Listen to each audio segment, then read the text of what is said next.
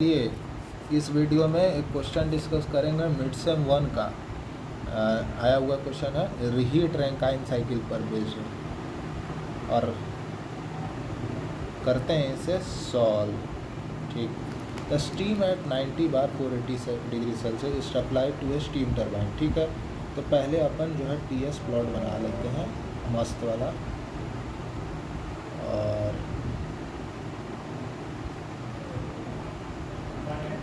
Steam at 90 bar 480 degree Celsius, 90 bar 480 degree Celsius. 90 बार पे हम saturation temperature देखेंगे कितना होता है। अरे यार, पहले तो इसे पढ़ लेते हैं अच्छे से। The steam at 90 bar 480 degree Celsius is applied to a steam turbine. The steam is reheated to its original temperature. Given क्या क्या है? Steam at 90 bar 480 degree Celsius is applied to a steam turbine. ठीक है, 90 bar 480 degree Celsius.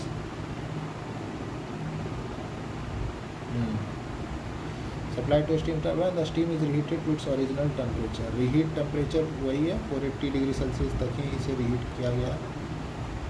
हाँ, passing the steam through reheater. Reheat pressure दे रखा है अपने को 12 बार्स। ठीक है, the expansion after reheating takes place to condenser. Condenser pressure दे रखा है 0.07 bars.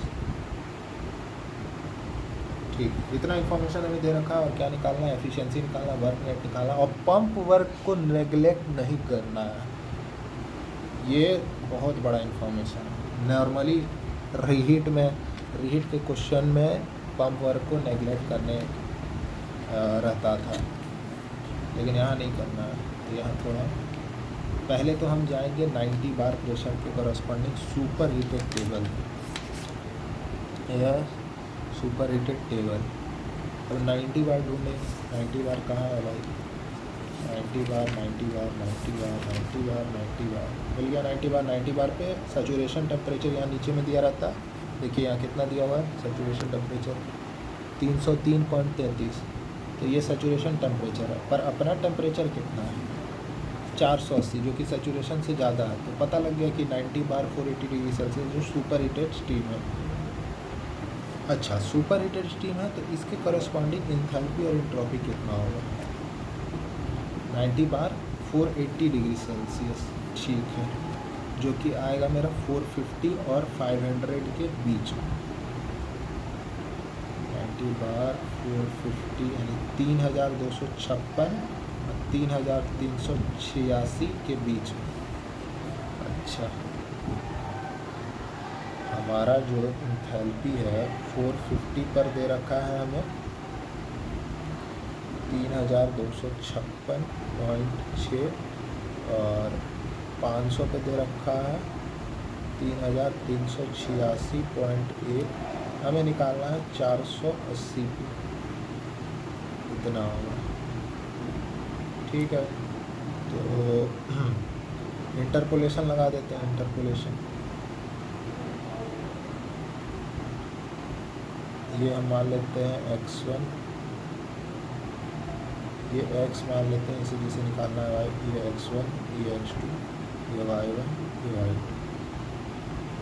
x minus x1 is equals to x2 minus का x1 अपॉन y माइनस का y1 अपॉन में y2 माइनस का y1। अपना कैलकुलेटर कहाँ गया है?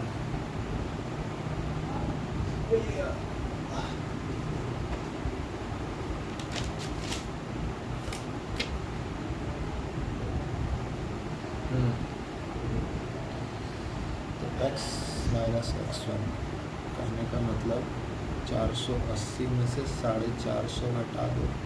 x2 माइनस x1 500 में से 450 घटा दो। y माइनस y1 ये तो निकालना ही है एंथैल्पी। माइनस का y1 कितना आ जाएगा भाई? 3256.6। y2 माइनस का y1 3386.1 माइनस का 3256.6। यहाँ से एंथैल्पी निकल जाएगा। कितना आ जाएगा? 480 में से 400 450 घटेगा 30 आएगा। और ये आएगा 50, 3/5 यानी 0.6, 3,386.1 माइनस 3,256.6 ये आएगा 129.5 प्लस का 3,256.6 ये आएगा एंथैल्पी।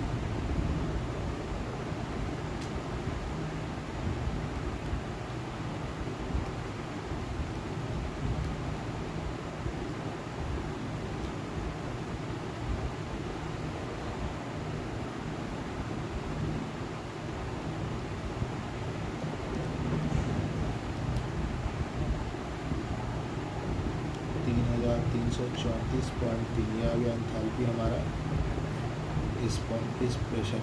एंट्रोपी निकालना है। अब एंट्रोपी है 450 और 500 के बीच में एंट्रोपी निकालना है। कितने पे निकालना है? 480 के बीच में निकालना है। फिर वही इंटरपोलेशन लगाएंगे, लेकिन इंटरपोलेशन ना लगा के हम अप्रॉक्स मान लेते हैं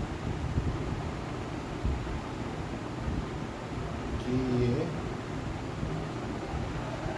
6.6 होगा। कुछ अप्रॉक्सीमेट फिगर मान लेते हैं, क्योंकि इंटरपोलेशन बार बार लगाना बहुत हेक्टिक हो रहा है। 6.484, 6.665, तो 480 जो है वो 500 के करीब है, और 500 पर टेम्परेचर है 6.658, तो हम मान लेते हैं 6.6 मान लेते हैं, 6.6 मान लेते हैं, क्योंकि 480 थोड़ा 500 के क्लोज़र जा रहा है। तो ऐसे करके हम एस्टिमेट फिगर भी ले सकते हैं, रफ फिगर, कोई दिक्कत नहीं है, वो खास कोई वेरिएशन नहीं होगा। और इंटरपोलेशन तो है ही अपना। तो एंट्रोपी एट पॉइंट में हमारा निकल गया, एंथैल्पी निकल गया, एंट्रोपी निकल गया। एंथैल्पी हमने कितना निकाला? 3,343.3 किलो जूल पर केजी। एंट्रोपी कितना आया भाई? 6.6, ठीक है। अब यहाँ से इसे एक्सपेंशन कराया गया, यहाँ पे फ्रेश बना,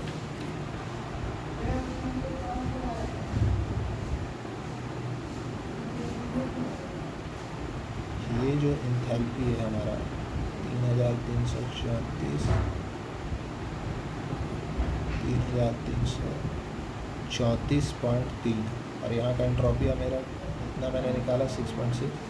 ये एक्सपैंड करके अच्छा ये एक्सपेंशन होगा, मीन्स ये रीहीट प्रेशर हमें दे रखा है, कितना दे रखा है भाई साहब? रीहीट प्रेशर 12 बार्स, ठीक है। तो यहाँ पे एक दिक्कत ये है कि रीहीट करके ये सैचुरेटेड वेट रीजन में चला जाएगा क्या, या सैचुरेटेड वेपर कर पे अलाइ करेगा, या सुपर हीटेड रीजन में अलाइ करेगा? ये हमारा एक क्वेश्चन है कि ये इसे जब हम हाई प्रेशर टरबाइन में जब हम इसे एक्सपैंड कराएंगे तो ये वेट रीजन में आ जाएगा, या सैचुरेटेड वेपर कर में आ जाएगा, या सुपर हीटेड रीजन में आएगा। तो उसके लिए हम लोग देखेंगे 6.6 एंट्रोपी तो कांस्टेंट रहेगा, ये तो पता है, क्योंकि ये आइसेंट्रोपिकली एक्सपैंड करेगा। तो मेरा जो है 3,334.3 12 बार्स पे, एंट्रोपी है मेरा 6.6। अब 12 बार पे हम देखेंगे कि 6.6 कहाँ है। 12 बार पे हम देखेंगे कि SG कितना है। 12 बार पे मेरा जो SG है वो 6.5 है। 12 बार पे जो मेरा SG है वो 6.5। हमको लगता है कि यहाँ पे हमें इंटरपोलेशन लगाना ही पड़ेगा, क्योंकि अगर थोड़ा सा भी इधर उधर हुआ तो ये गड़बड़ हो जाएगा पूरा का पूरा कैलकुलेशन। तो हमें एंट्रोपी के लिए भी इंटरपोलेशन लगाना पड़ जाएगा। ये थोड़ा सा यहाँ पे लगा ही लेते हैं, ज़्यादा टाइम नहीं लगेगा। कितना था? 80 बार ना, 80 बार पे, ठीक है। 80 बार पे हमें दे रखा है 6.555 और 480 पे दे रखा है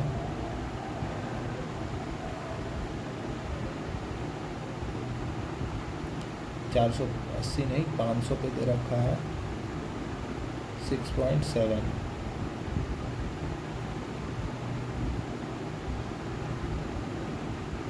किस पे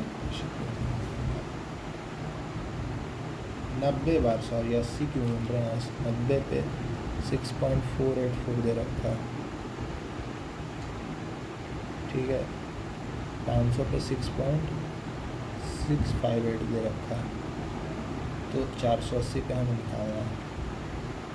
इंटरपोलेशन लगाते हैं तो x1 y1 x2 y2 x y, तो इन दोनों का डिफरेंस x माइनस x1 पहले 480 में 30 और ये आ जाएगा 50, ये तो 0.6 यहाँ पे भी आएगा, इनटू में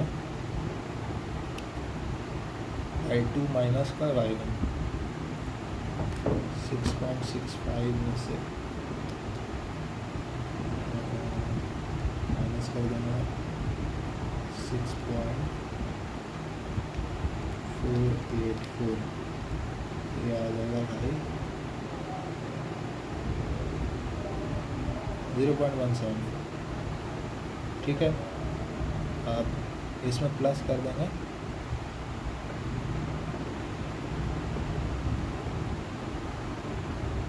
6.484 प्लस कर देंगे, तो ये आ जाएगा वाई का वैल्यू।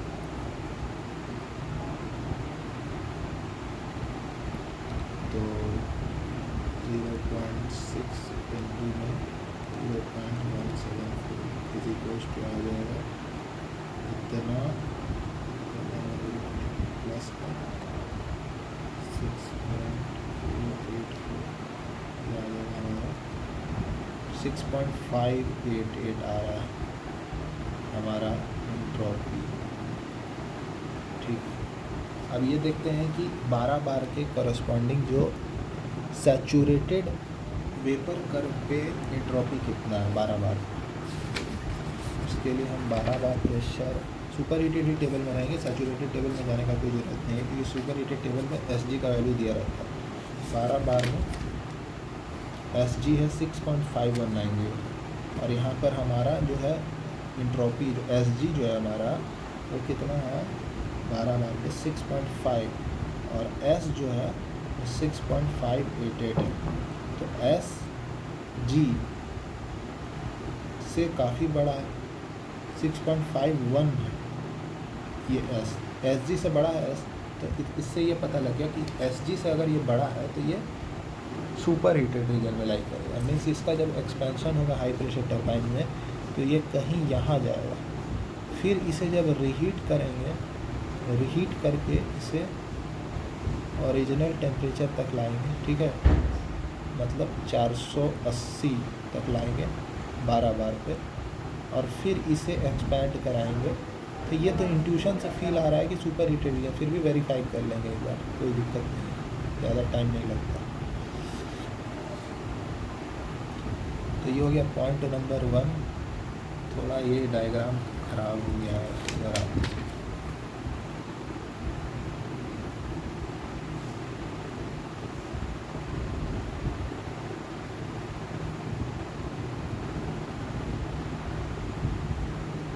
इस पॉइंट पे हमको पता था यहाँ से सुपर हीटिंग कराए हमने सेम प्रेशर पे, फिर उसके बाद इसे लो प्रेशर टरबाइन में एक्सपेंशन करा दिया। इंट्यूशन से ये फील आ रहा है कि थर्ड पॉइंट तो सुपर हीटेड रीजन में ही लाई करेगा, फिर भी एक बार देख लीजिए।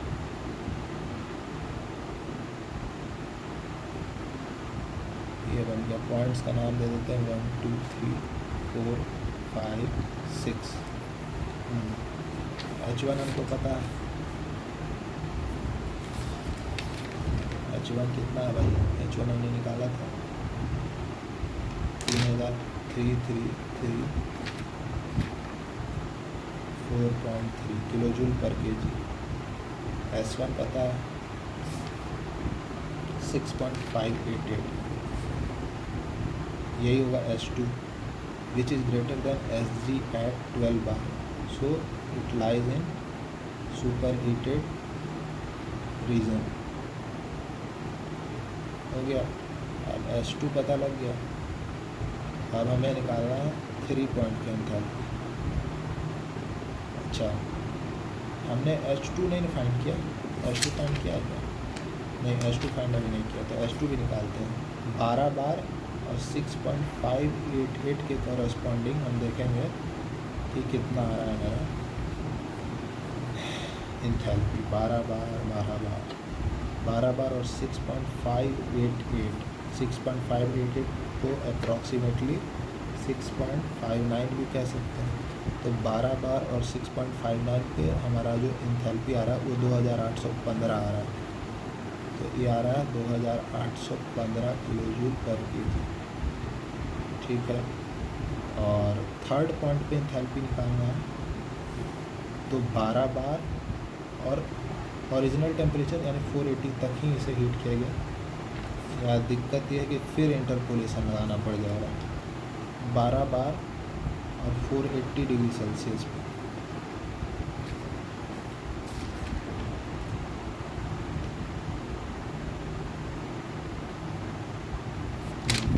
बारह बार 450 पे दिया है, 550 पे दिया है, फिर इंटरपोलेशन लगाओ 3368, 3476। तो अब इंटरपोलेशन लगाने का मन ही नहीं कर रहा है। अप्रॉक्सीमेट मान लेते हैं कि ये 3470 के करीब होगा कुछ, क्योंकि ये 500 से नज़दीक होगा 480, तो 3470 होगा कुछ। तो H3 अप्रॉक्सीमेशन भी मान सकते हैं, ऐसा ज़्यादा डिफरेंस नहीं आएगा। 3470 किलो जूल पर केजी। और एंट्रोपी हम 7.5 और 7.6 है। तो एंट्रोपी के लिए हम जो है 7.6 मान लेते हैं इसे। 7.6 के करीब मान लेते हैं एंट्रोपी H3 7.6। ठीक है, अब हम देखते हैं कि S3 जो होगा वही S4 भी होगा। अब S4 क्या है हमारा 0.07 बार। 0.07 बार के कॉरस्पॉन्डिंग हम SG देखते हैं 0.07। 0.07 ये तो है ही नहीं। 0.07 इसमें है ही नहीं।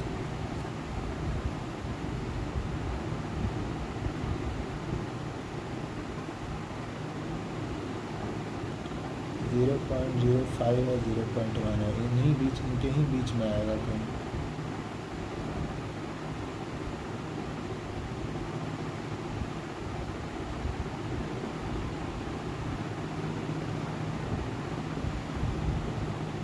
यानी 0.05 पर हमारा जो एंट्रोपी है वो 8.3 के करीब है। 0.05 पर ये सीन है। 0.05 पे एंट्रोपी 8.3 है और 0.1 पे एंट्रोपी जो है हमारा वो 8.1 है। तो 7.6 तो 0. कितना है एंट्रोपी 0.07 पे जो मेरा एंट्रोपी होगा वो कुछ 8 के करीब होगा। 8 तो हमारा बड़ा है 7 से, 7.6 से। तो 8 बड़ा है, इसका मतलब हमारा इंट्यूशन हो गया गलत। अब ये 4 पॉइंट यहाँ नहीं, सैचुरेटेड लिक्विड कर पे लाइक करेगा। फिर से एक नया चार्ट प्लॉट बनाना पड़ेगा।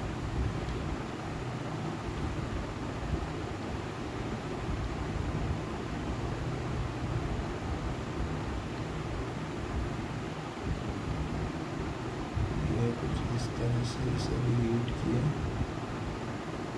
इस प्रेशर पे, फिर इसे एक्सपैंड किया तो कुछ ऐसे आया।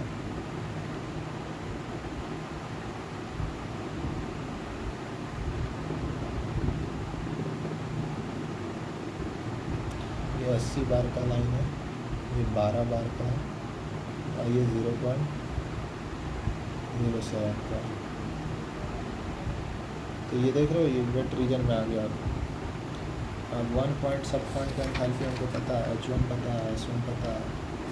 H1 पता था 3 1 2 3 4 5 6, 1 पॉइंट का 3334.3, ठीक है। 2 का पता है 2500 815, 3 पॉइंट का भी पता लग गया 3470, 3 पॉइंट का पता लग गया। अब S3 हमारा कितना है 7.6, S3 हमारा 7.6 है, उतना ही S4 भी होगा, ठीक है। अब S4 पे हमको एंट्रोपी निकालना है, सॉरी इंथैल्पी निकालना है H4। तो उसके लिए क्या करेंगे, H4 चूँकि वेट रीजन में आ गया तो HF प्लस X टाइम्स का HFG कर लेंगे।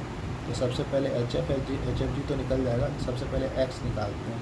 S कैसे निकलेगा 7.6 इज इक्वल टू SF यानी 0.07 बार पे हमको SF देखना पड़ेगा। अब ये 0.07 बार तो दिया ही नहीं हुआ है इसमें। एक काम करते हैं,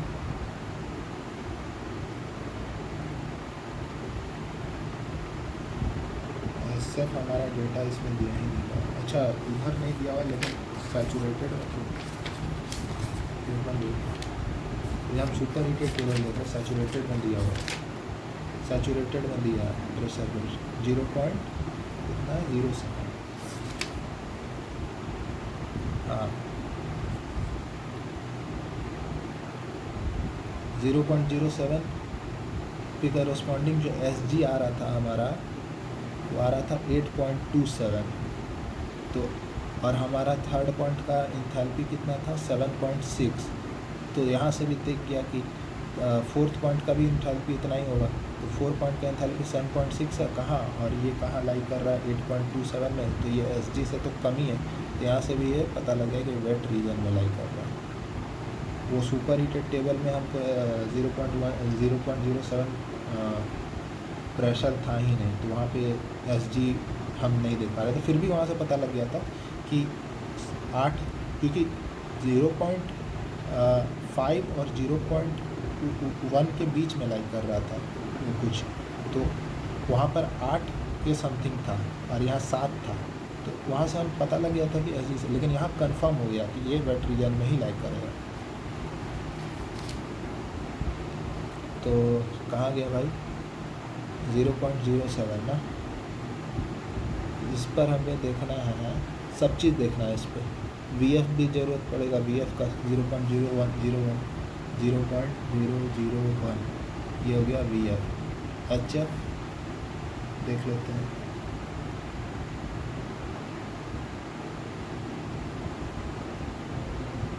HF है हमारा 163.4। HFG कितना है 2403.1 और SF कितना है 0.559 और SFG कितना है 7.7 है। लगाते हैं formula 7.6 is equals to SF बोले तो 0.559 प्लस का X टाइम्स SFG 7.7 X, तो यहाँ से X निकल जाएगा। अब X कितना निकलेगा, कैलकुलेटर कहाँ गया,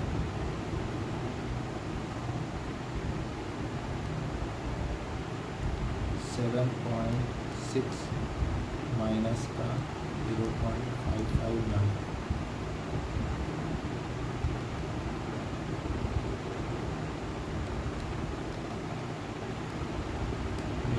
7.041 डिवाइडेड बाई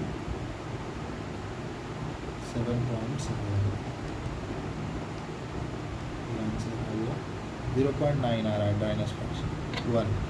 अब वही HF में रख देंगे, HF कितना है हमारा 163.4 प्लस का X 0.9 इंटू HFG 2403.8।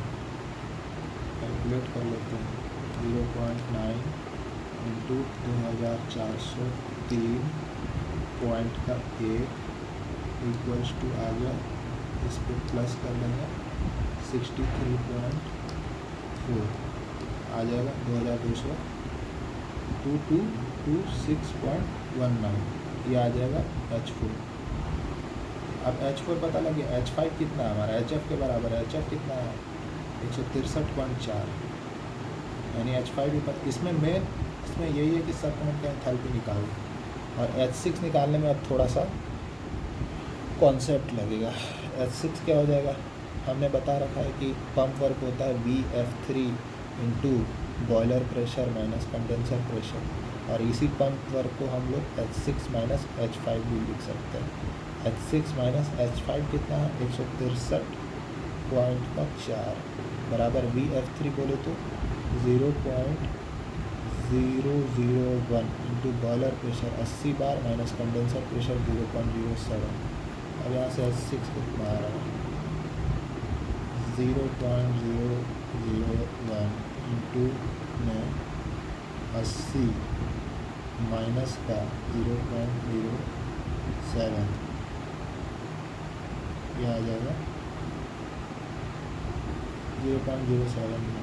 इसमें जोड़ देंगे आपको 163.4, यह आ जाएगा।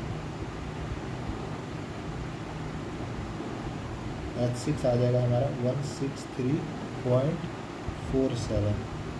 सब पॉइंट्स का एंथैल्पी पता लग गया। अब मेरे से जो पूछना पूछ लो।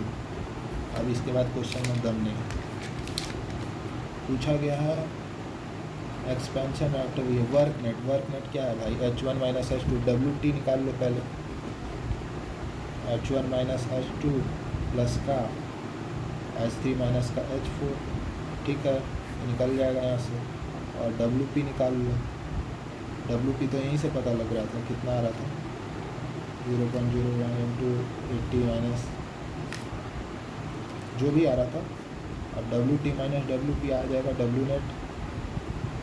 हीट सप्लाइड क्या हो जाएगा, बॉयलर में हो रहा है H1 माइनस H6, और यहाँ पर प्री रीहीटिंग भी कर रहे हैं H3 माइनस H2, तो ये हो जाएगा H1 माइनस का H6 प्लस H3 माइनस का H2। यहाँ से हीट सप्लाइड निकल गया। अब एफिशिएंसी क्या हो जाएगा, work done by heat supplied. यहाँ से सब चीज़ पता है, अब रख दो आंसर आ जाएगा सिंपल। तो यहाँ पर मेन था कि ये पॉइंट किस रीजन में लाइक कर रहा है वो देखना था।